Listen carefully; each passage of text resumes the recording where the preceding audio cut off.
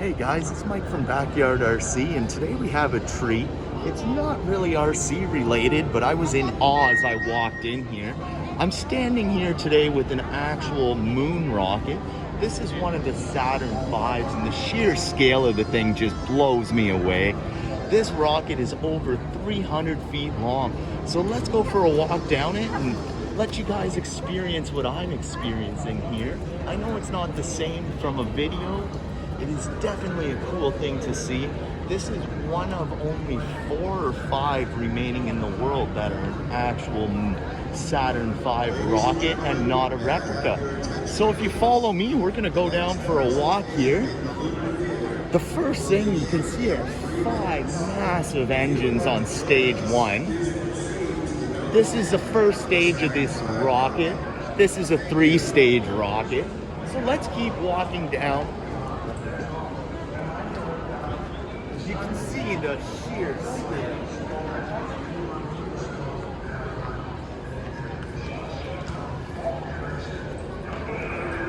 So these were the rockets that were used all throughout the Apollo programs. This is a rocket that actually put the US astronauts right onto the moon. So sorry, I'm just in complete awe of this thing. It's being up close in person, you see everything online, but it definitely doesn't do any of it justice. This is just insane. So we're coming up here till the end of stage 1, and we've actually gone for about a 150-foot walk so far.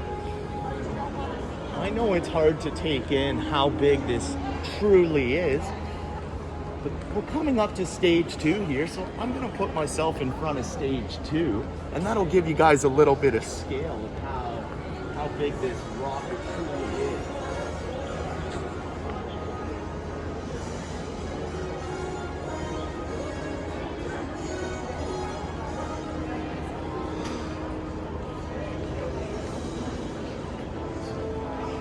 So as we come up to the back of the second stage, you get another view.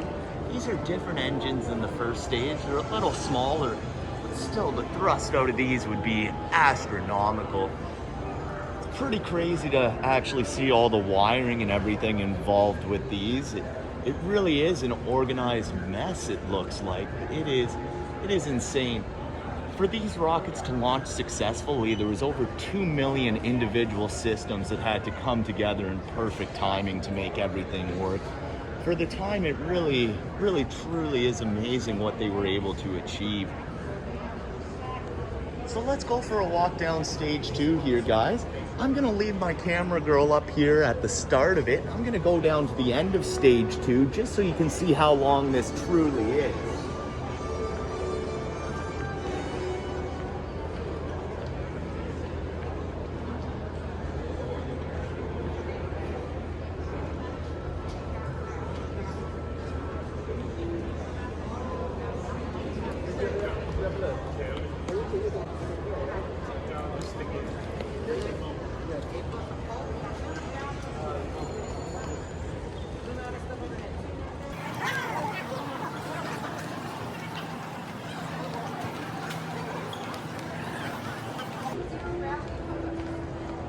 So you can see how big these things truly are now. I hope that gave you guys a little bit of a feel. This is stage 3 we're coming up to, but before we get into that, I want to turn around and look at the inside of stage 2 again here. It really is insane. You're basically strapped to the back of a bomb. The whole thing is a fuel cell. The safe distance on these rocket launches was 3 miles. That was the clearance range for 2 reasons. One, the sheer force of the blast and the shockwave, but also if something were ever to go wrong, this had more force than an atomic bomb behind it. So it really is pretty crazy. The guys that were putting themselves in here knew what they were getting into. There's never a guarantee that they were going to be successful, but if you really look back, if nobody stepped up to that task, we wouldn't have achieved all of this and be where we are now. So we'll turn back around here, and we're coming up to stage 3 in our rocket, which is our final stage. You'll see again that we have a completely different engine on this one. This is a big single motor.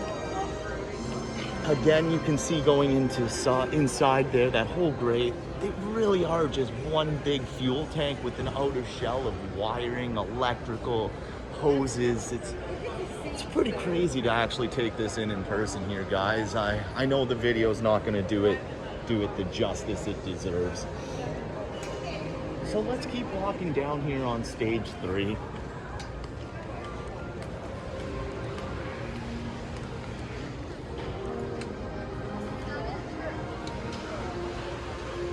At the end of stage 3 here, this is not the real one, but this is a replica of the lunar landers. So this is going to be similar to what they would have been actually setting down on the face of the moon with. As we're coming up here, you can see the end of our stage 3, as well as where you start to get in to where the crew would have been. So we'll keep going for a walk down to the end here, guys, just so I can really show you the sheer scale of it all. Here on the wall, you see this is a famous saying everyone heard.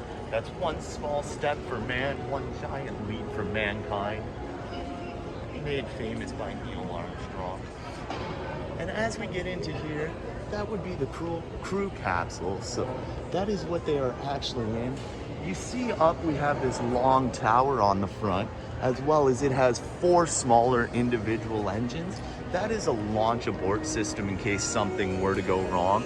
They'd be able to blow the crew capsule out of the way and hopefully provide some safety to all the men on board. As we're standing here, guys, I just want to turn back around now that we're up at the nose. It's pretty crazy, the sheer scale of this thing. We're going to turn around and do an overview of this building. The building we are in right now is longer than a football field, just for the size of it. As you can see here, we're not actually even seeing the end of the rocket.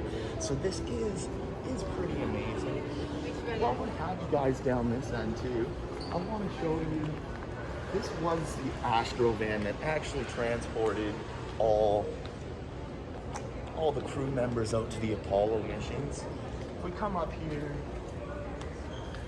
it was used a total of 19 missions, starting with Apollo 7, this van. It is pretty cool that it's here on display for us. We'll give you guys a quick look inside of it.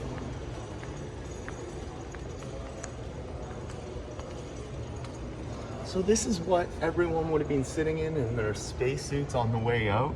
It's pretty crazy to think what this vehicle is actually being used for in the history of everything. We're going to turn around here because this is just one more thing. Starting here, we have all our Apollo mission patches. Nice big ones hanging from the ceiling in 20-foot diameter, so it really gives you a cool thing to look at. I know this wasn't an RC video, guys, but it was too cool not to share with you. I hope everyone enjoyed this, and if you ever get a chance yourself, definitely stop into the Kennedy Space Center down in Cape Canaveral. It is an amazing view. There's so much cool stuff here, and I'm sure we'll find more to show you along the way. Until next time, Mike from Backyard RC. Thanks for watching, and don't forget to subscribe.